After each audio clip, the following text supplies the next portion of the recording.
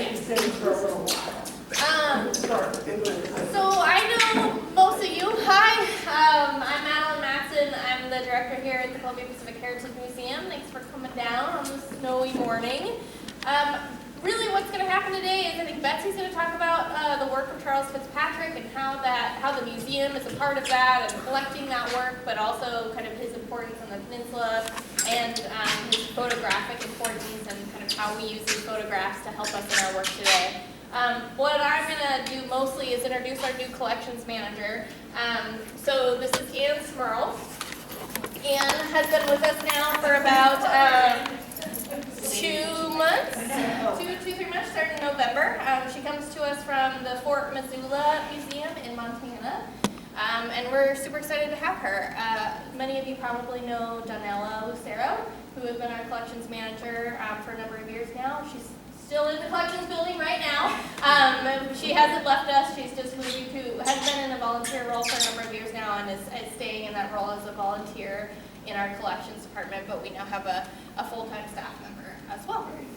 So mostly full-time, 3/4 time. Tuesday through Friday. Yes. So if you need to get a hold of Ann, Tuesday through Friday and before. Yep. Ann, is there anything you want to say or any questions for Ann right out of the gate? Mostly, I'm just really excited to be here. Everyone's been really lovely so far. So I'm excited to keep diving in, keep learning stuff. And Ann's been working a lot on our Past Perfect program because that database has been very kind of hit and miss over the years. It's an important part of collections management, but it's going to make research and things so much more efficient to be able to use it to the best of its capacity. So getting a lot of things in it. We've had bits in there, but Ann is going in and doing a lot of getting stuff into that. And is that a program or a management program that you've been familiar with and worked with before? It is, yeah. It's the one that we used at my last job. So yeah. She's whipping through stuff. Yeah, it means I don't have to keep asking Betsy every time I want something. Oh, do we have one of these? Now I can ask Ann. Dude, I can let Betsy do her job. Do you want me to talk about the metadata? We can't, I'm going to. Okay. Yeah, I'm going to, because then I'll pull it up on the thing too, so, but if you, yeah. All right, well, I'm So- going to hand it over to Betsy, who's our Okay. Charles Fitzpatrick expert of the day. And yeah, thanks Other for coming. folks here may have Charles Fitzpatrick stories as well, but he's a remarkable guy, both as a photographer, but also as a member of our community. And so I thought just pulling some of the real stuff out is a great way to, just see some of the things that he did. But his story is great. So he came to the peninsula, to Ocean Park in 1925, at the age of 41. We often think of people, getting here either through the military or being born here, being born somewhere near here, and then coming. But he came in 1941, and he came up here at that time from Sacramento. And then he stayed here for 34 years, photographing. His story is very much of its time, and he actually wrote it out. And we have his story thanks to another storyteller, Sydney, who, when we were doing the Charles Fitzpatrick show now, I think it's probably about 10 years ago, Sydney wrote in her blog about the museums and Fitzpatrick, the exhibit, and was coming up. And I think we were borrowing your stagecoach for that, because it's such a fabulous drawing of the Oysterville stage. And you mentioned it, and then you can tell this probably better than I, but you got contacted. I was contacted by somebody that doesn't live here. Ann Sullivan was her name. Yeah, and I don't know where she was from, but somehow she saw that blog and said that she knew Charles's Half-sister. half-sisters or Well, the her- children of his half-sisters. Maybe Ann Sullivan is a cousin of Fitzpatrick through his, I think they But anyway, just a relation. Yeah. Anyway, she wanted to, and she just made contact, and I said, well, you know, we'd love to see this exhibit, blah, blah, blah. And maybe I gave her your contact information, I don't know that. But eventually she got in touch, got the sisters in touch. Yeah, I think you did tell her. And they that had all kinds of stuff, which they then gave to the museum, So which one was of- fabulous. Yeah. In addition to photographs, there were some drawings, and there was the fleshing out of his story. Because, you know, he was very important and very involved in a lot of community activities, but how did he get here? Why was he here? How did this work out? Why did he stay? Why did he stay? So his story, I think, is both unique and of its time. He was born in Oswego, Oregon, to a family that was in the mining. They were mining, evidently, a mining town. And his family was the Greenberg. There were 6 children born to Mrs. Greenberg, 3 of whom survived. He was one of them, and 2 sisters that were older than he. His mother died 3 weeks after he was born. From complications, and his father then decided that he was a minor, he couldn't take care of these kids. What state was Oswego? Oregon, Oswego, Lake Oregon. Oswego. Yeah, I think it was somewhere out in there, Oswego, Oregon, They yeah. had a big iron swamp. Yeah, and so he decided to split the family up. So his older sister Marie, who at that time I think was about 12, was adopted into a family in Portland named the Mathesons. And they were a pretty well-to-do family, and who didn't have children, but then the mother got pregnant and had a child, and so Marie became the caretaker for the baby, obviously, because that's what you did. But she was educated and she was taught to paint. And one of the gifts of the Sullivan and family and Cole's family, that's the two sisters who gave us all the material, is a wonderful painting, which I can show you, it's up in storage, but that Marie did, a very large, very 19th century landscape painting. So she was taught, you know, sort of the arts of being a gentlewoman of that era. Because we're talking about, you know, he was born in 18, God, you'd think I'd have the date of his birth right in front of me. So bad at dates. I can't remember. But it's a 19th century kind of story. Yeah. 1879, maybe? I think he is 74, but I can look it up. We'll get to the dates.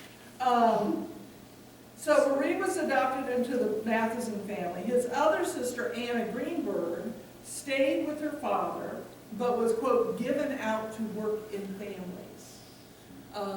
And his father remarried and had some children with his new wife, and those, I think, are the descendants that have this material are descendants of the half-sisters. Yeah. And so, you know, her life was pretty rough. Anna's life was pretty rough. You know, the father, they moved around, finding work. She was, again, made to be kind of caretaker, but also kind of second-class citizen, and like get her out of here when the new babies came, the new wife came. And he talks about, you know, basically the Lutheran Church being her only joy in life until she married John Jacobson. And the Jacobsons, Anna and John, moved to Ocean Park in 1926 when she was 49 and he was 60. And we don't have a lot of information about the Jacobsons. I'd be interested to find out, because there's a lot of Jacobsons name on the peninsula, but they don't seem to be connected to the Jacobsons, for instance, of Long Beach, who had the store and boarding house. So probably very typical of the era. You know, he retired. Ocean Park was the Methodist camp, and they had property there, and they came and they had a house, which there's a photograph of it over there. I can show it to you. The little craftsman bungalow house on the corner of Bay Avenue and you know, the highway, and it sat basically where the park for the Eagles is now. So that was, and that soon became, so the Jacobson house sat there. Across the street was, you know, kind of Doc's Corner area. And there were a couple buildings there, and one of those was, at one time was Fitzpatrick's studio. And Anna was known as a great baker, a great cook, and ran a bakery actually out of her home. And then I think eventually maybe had a little bit of a storefront across the street, because we see some photographs where it says bakery. But that came to be known as Fitz's Corner in a lot of things, and the paper refers to it as Fitz's Corner. And we have photographs and postcards that he made where he calls it Fitz's Corner. So that's kind of the locus for him. But what happened was, oh, and I just to throw it in because, you know, Adele Beachy wrote that the house had been brought over from across the bay, not from Long Island, but from Sunshine. And so that typically they could move things around like that. And I just wish it was still there because it looks like it was a wonderful craftsman. It could have been moved again, but I'm not really sure. Somewhere. Yeah, it could be somewhere in Ocean Park because it looks like a lot of the houses there. But so what happened then was Charles, the last of the children to be adopted out, was adopted out to the Fitzpatrick family, who were a husband and wife who could not have children. He worked in the rail yard of the Oregon Columbia Railroad, and Mr. Fitzpatrick did. And a friend of the family said, I know of this family that has a son that needs to be placed, and so they adopted. Hi. Come on in, grab some chairs. Thank you. We're talking about Charles Fitzpatrick and how he got here. So he was adopted into the Fitzpatrick family, and they moved around, settled eventually in Sacramento, where his father, Mr. Fitzpatrick, became a grocery store. And Charles worked with his dad in the grocery store and lived with his parents. And it was when he was about 20 that all of a sudden a letter arrived. And it was upon the death of his biological father that this letter arrived. Fitzpatrick had never been told he'd been adopted. And the letter came because he had to sign off for the estate to clear the estate amongst all the various children, and they just had to have everybody sign off. And according to him, and I'm going to mess up your video real quick, because I got to grab my files. Sorry. Because he wrote, and I can, I won't read you the whole thing, but he wrote his full story. He wrote it, and it's very flowery. When the letter came, it said, it was April 1909 in the little grocery store at 2927 35th Street, Oak Park, that the news was brought that made it necessary that he be told, being Fitzpatrick, the story that will linger long in his memory. He writes, I can see her now, dear darling mother, the letter in hand, sobbing as if her heart would break, falling to her knees, taking me by the hand and pleading, you won't leave me, my boy, you won't leave me, will you? Lifting her, she threw her arms around my neck. Then Father explained that Mr. Greenberg had died several years before, and they must have my signature before his estate could be released. I was in my 25th year, and fully realized what I owed to those dear souls. I solemnly made this pledge. This day I love you more than ever, and until death do us part, I shall remain with you both and do all I can to make you happy, which I did as best I could, and not until I felt I had discharged my last duty did I leave to find the lost sisters. So these are Fitzpatrick's words. He wrote this. Through Mr. J.E. Brickle, he was the notary, I was kept informed as to the girls who had made out the papers. He advised me that I owed it to them to go to them in time when my work was done for my dear ones. I grieved the loss of father, but the saddest hour was the parting from that dear, faithful, loving mother must have been quite a piece.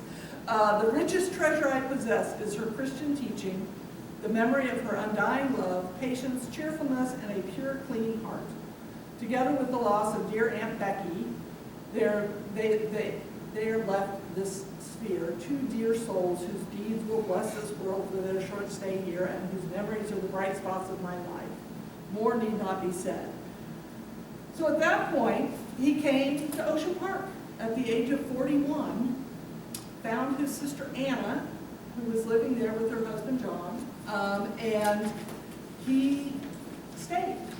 Had he been photographing in Sacramento? He learned to photograph in Sacramento, but there's probably some kind of, not to the extent that he did here. But it does mention in some articles that he learned to photograph when he was in Sacramento, but mostly he helped run the grocery store. But we don't have any examples of anything? No, I don't have anything from Sacramento. Did he paint or draw when he was there? Most of the things we have are dated post-1925, which is when he came here. So if there's a date on them, then it would be of this era, but if there's not a date, we kind of look around and think, but there's nothing specific to that area. Somewhere I read and have written that he began his career in Sacramento. He had started. It's very likely, I mean, you would think he was 40 years old, and he knew how to photograph when he got here. But we don't have, and it's kind of hard to locate imagery of that all the way down there. But based on what the family had sent us, most of it is after he found his sister, so that would be post-25, like 1925 when he was kind of up here. He did travel to California quite a bit, particularly later in life with his wife, who he stayed a bachelor until what year was my papers? Sorry, I have this all organized and then I moved it. He stayed a bachelor until he was 61 when he married Martha Yen of Seattle. She was from Seattle. And she came down and they stayed here. That was about 14 years. They left here in 1959 and moved to Vancouver. But they continued to come back and forth. But she wasn't as connected to this community as he was. But he was very involved he lived in Ocean Park, he was very involved in Ocean Park. And as you walk around and look at the photographs, you'll see things. And I can also show you a few of the other things. He was head of the fire department. He actually started one of the founders of the fire department, raised a lot of money to get the first pumper for the Ocean Park Fire Department. And he was, of course, connected to all the various people who made up Ocean Park. Walter Tompkins and all the names that are on the photographs, you kind of recognize them. And there's great stories of just some of the kind of crazy things they did as groups. I'll pull some of the photographs up on the website, but they had the Nitwit Club, which is, when I first came here, there used to be a group that was called the Do Nothing Club. Remember them? Yeah. I think it's kind of a similar thing. They just kind of got together and goofed off. And they'd take photographs, they'd dress up in costumes and photographs. He would take photographs. Play jokes on each other. Play jokes on each other. One of their houses, Tommy Tompkins came home one night late and his house wasn't there. They had moved it. It was still on his property, but they just moved it somewhere else. It wasn't much of a house. Wasn't much of a house. Yeah. But he was most well known for his photographs of shipwrecks. He was fascinated by shipwrecks. And to the extent that he, in addition to photographing ships that wrecked during that 37 years that he lived here, he also went back, found old photographs of shipwrecks and re-photographed them, preserving them really for the future, for all of us. And he made his living by selling postcards and things like this, which was a map of the shipwrecks. And they're very well documented. These are not things that he copied off of somebody else. He did the research and he figured out, you know, the locations, the dates, all of these things, and would make these maps. And so he put them together with the photographs, and then build them kind of as collages, and then re-photograph them and turn them into posters. And there's a lot of repros as well. I mean, people have then taken these and then scanned them and then printed them, and they're modern ones as well. But we have a number of them from his era that he did. And so it's he's kind of interesting to see how he used photography, because it wasn't just taking pictures and then printing them, which we see a lot of, but there was also a lot of taking pictures, putting them together, re-photographing them, getting them out. He did the same thing with his drawings. So he would make a drawing, he'd take a picture of the drawing, he'd turn it into a postcard. So a lot of times you'll see things where it says, you know, Fitzpatrick drawing, and it's not, it's a photograph of a drawing. And we do have some of the original drawings, but it was really very much about how do you make money. And he sold his postcards. This is a little poster that he did, 50 cents a pack. And he sold them at the various gift shops on the peninsula, as well as trying to get them out he would send them to other shops in the Northwest.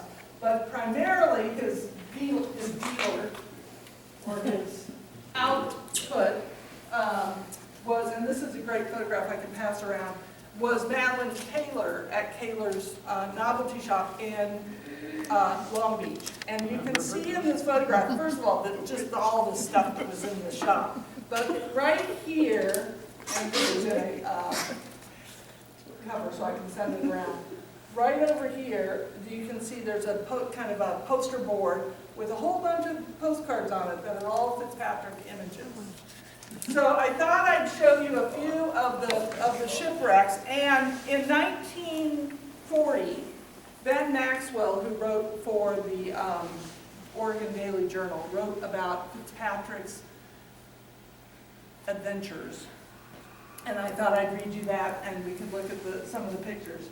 And he writes, when the barometer falls low and heavy gales lash the Columbia River bar into white water and flying spume, then incoming and departing skippers look well to their ships, and Charles Fitzpatrick checks his cameras.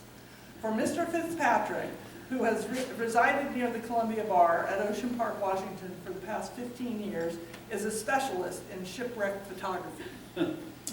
Mr. Fitzpatrick is a radio fan, as well as a photographer of 40 years experience, and the more modern innovation has provided most of the tips that have enabled this cameraman to achieve a wide reputation as a shooter of ships in distress and shattered derelicts. 5 times frantic SOS calls followed by the terse and tragic comment, aground on Peacock Spit, have reached this photographer of shipwrecks over ether waves.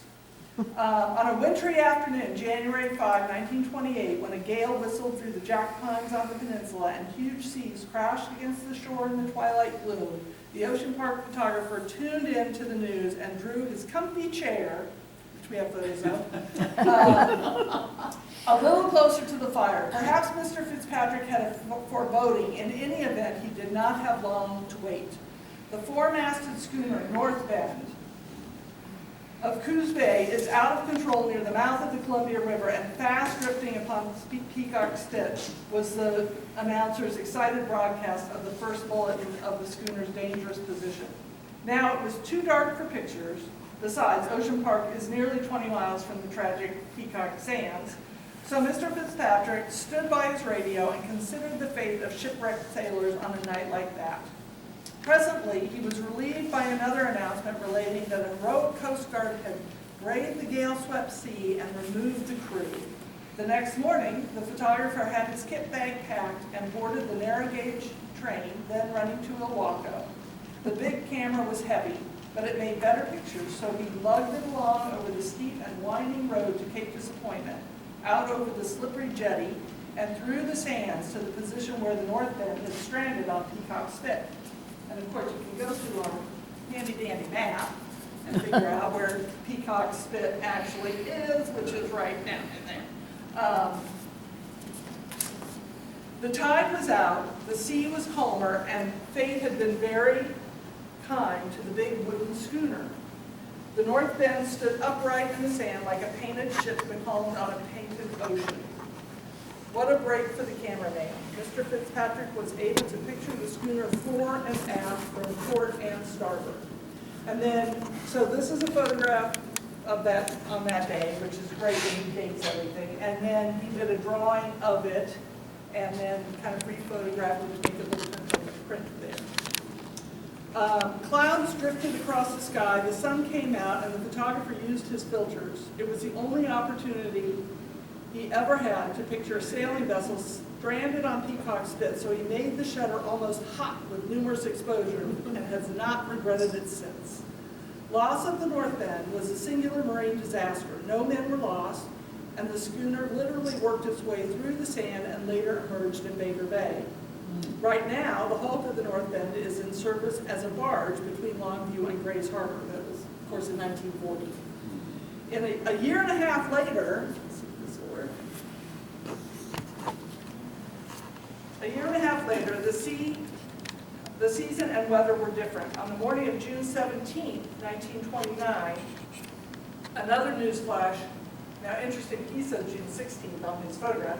Another news flash carried a message to Mr. Fitzpatrick saying that the Laurel, a steam schooner, had struck on Peacock Spit during the night and had parted near midships. One sailor, the bulletin revealed, had been lost. Others were removed by the Coast Guard.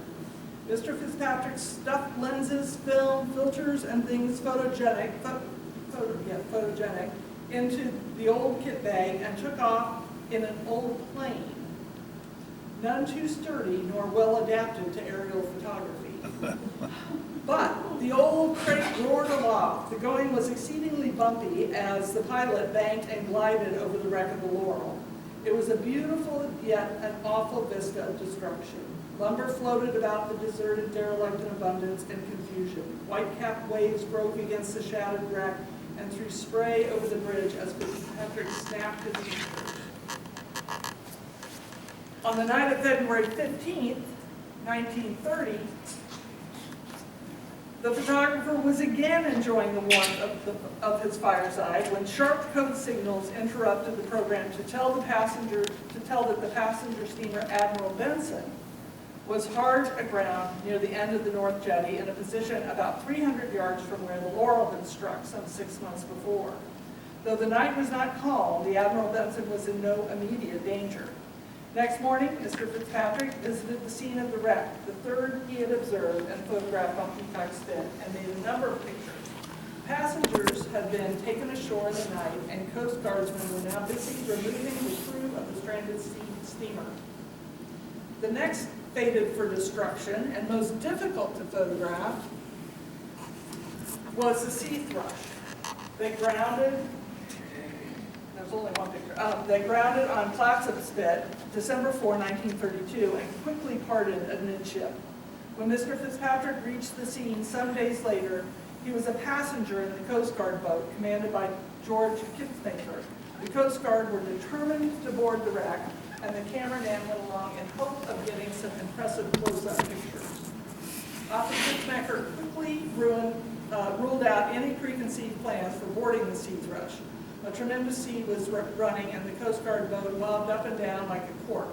But he endeavored to stand by long enough for the cameraman to snap a picture for the storm-swept derelict in the dull, misty light. Two Coast Guardsmen held the photographer by his coattails while he attempted to operate a bulky camera with a record for good pictures. But the sea was too rough for pictures with a reflex camera. The photographer couldn't focus his box on the spray-drenched wreck. In desperation, he pulled a small handheld camera equipped with a very ordinary lens from his kit. Set at infinity, he snapped the shutter at 1/25th of a second and so got his one and only picture of the rapidly disintegrating sea thrush. That's it. Photographer Fitzpatrick, who has observed the Pacific and its temperaments for more than a decade, recalls, quote, "I have never seen the sea in such a mood as it was on the night of January 11, 1936. It was an angry sea, a foaming, seething cauldron. On this night, the Iowa went aground on Peacock Spit. With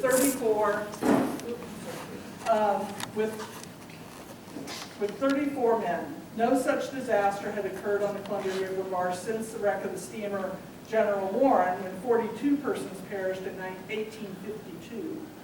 Mr. Fitzpatrick did not photograph the forlorn mass, Sampson's post, and part of the deck house.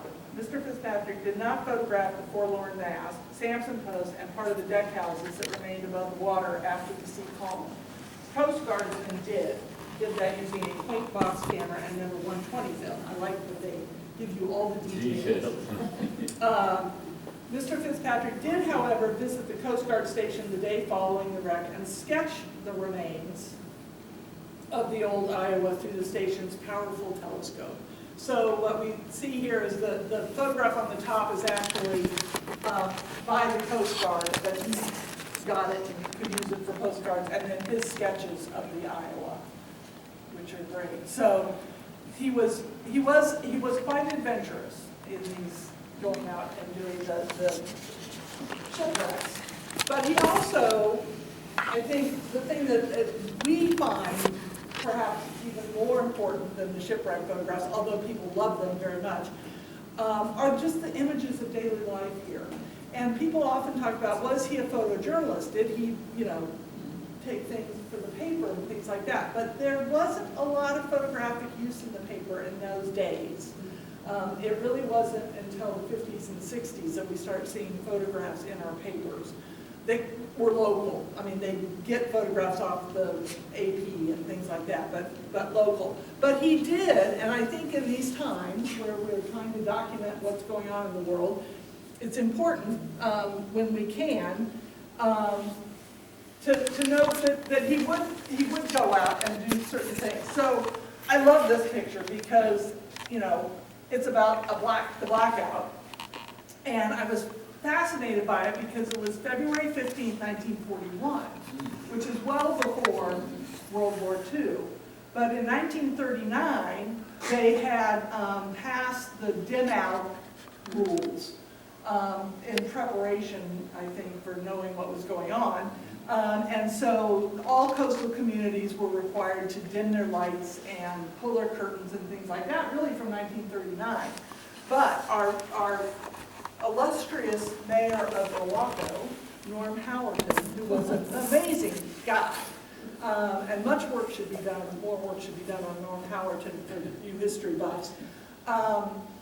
He talked the Fort Stevens camp. At this time, they were just beginning to build out Fort Canby for World War II and Fort Columbia for World War II, adding barracks and things like that. But he talked the commander out at Fort Stevens, along with the air base, that we should be the first blackout drill on the West Coast.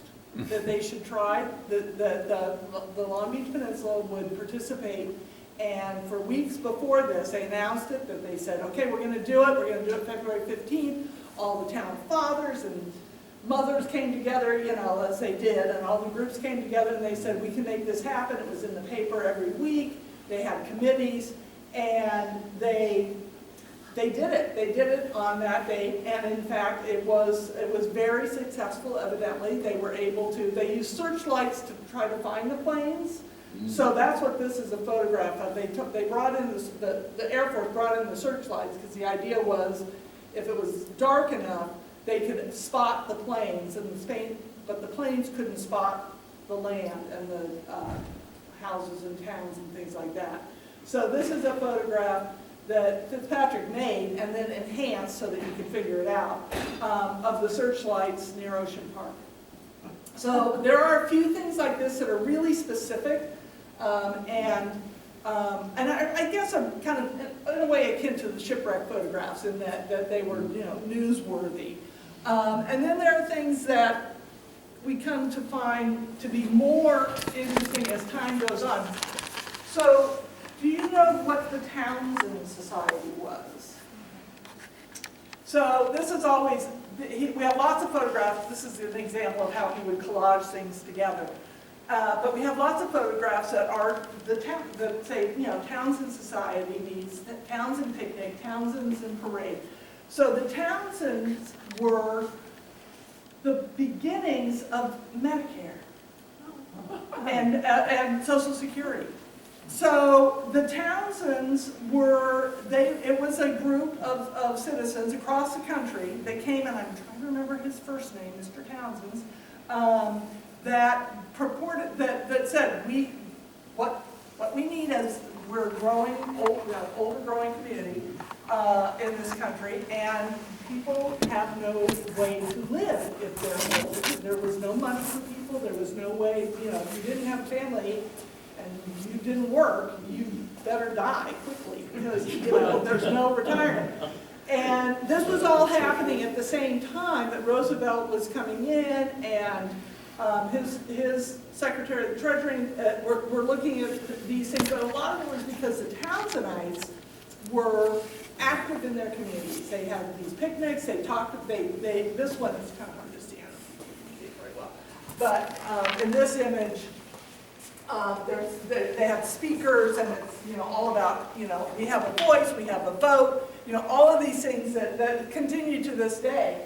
And so we had a pretty active Townsend group here on the Long Beach Peninsula, and they met, this is at Moorhead Park, obviously, up in Nakata, and the Townsend plan was not enacted, but many aspects of the Townsend plan went into the founding of Social Security. And so without these folks doing this, it wouldn't happen. You know, because they, you know, all across the country, they were trying to promote the Townsend Plan, which was a way for it. The slogan was something about the youth works so we can rest or something like that. It's like, but the idea was very similar. How the details of how Social Security came to be, it was a different funding mechanism than what Townsend had. Did membership involve paying into it, sort of like an insurance plan, or? Well, the idea was not that it was a larger. It was sort of, there wouldn't be enough money to pay into it like an insurance plan, and certainly a lot of the clubs and organizations were founded with that idea. So, you know, the Odd Fellows, it was an insurance. So you became an Odd Fellow and you paid in, and then if something happened, there'd be, you know, support for you. This was a little more related to paychecks and things like that, getting people, you know, somehow, it was a tax-related kind of thing. Like a retirement. Yeah, but it required youth to pay in. Yeah.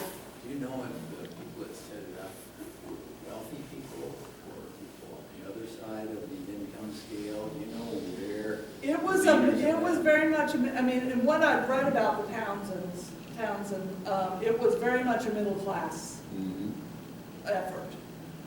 Because, and it was very much a sort of like, we've got to figure out how, because it was a big problem with people not being able to afford to live. And then and particularly 1935, it's the height of the Depression as well. So, but it's pretty interesting. I can send you some links on the Townsends. But I thought it was amazing. I thought it was kind of amazing that we had that many people here active in this. And then, of course, I'm just pulling this one up because I like the picture. This is a photograph of the Ilwaco Fire Department, and an example of, you know, one of the things, we have lots of pictures of individuals, we have lots of pictures of people doing things, but in our community, to see the community and to see, you know, this is Black History Month, there is a black man in this photograph, Dennis Kimbrough, who owned the shoe shop, shoe repair shop, and who was a wonderful, wonderful member of the Ilwaco community and part of the Ilwaco Fire Department, much beloved by the community. He was a a veteran of World War I, and he moved here, never married, had children, but ran the shoe repair shop, which was right across the street from the museum, and was eventually, unfortunately, developed muscular dystrophy. But the women of the American Legion Auxiliary helped him out and took care of him until he couldn't stay in his own home, and then got him to the veterans home in somewhere in Washington. Now, Where did he come from? How did he come here? this we don't know. So these are the mysteries that we want to, we would love to have more of these stories. And that's one of the things about looking at these photographs and things like your blog, and you never know where a story's going to lead. If somebody sees that picture and hears that name and goes, and especially now with everybody doing their family trees and wanting to get involved in seeing where the different branches are. So the photographs, I think, bring a level of interest to that kind of research where, because seeing a picture of somebody as opposed to just a list of names is so much more, I think, for me anyway, is so much more engaging. So with that, one of the things, I pulled out a bunch of photos and we can go around and look at them and see different things, but I also wanted to, if I can make this happen, hang on, let you guys know about, let's see, do that. Now, is this one go where I want it to?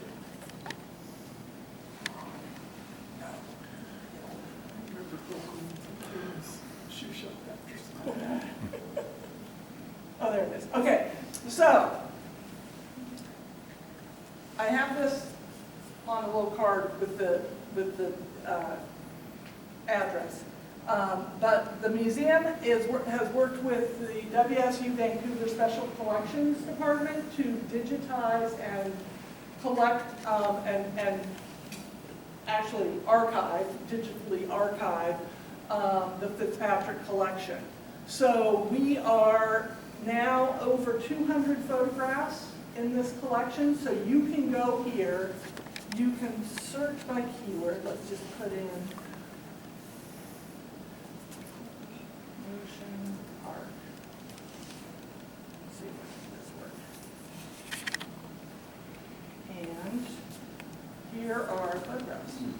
What did you put in? I just typed in Ocean Park.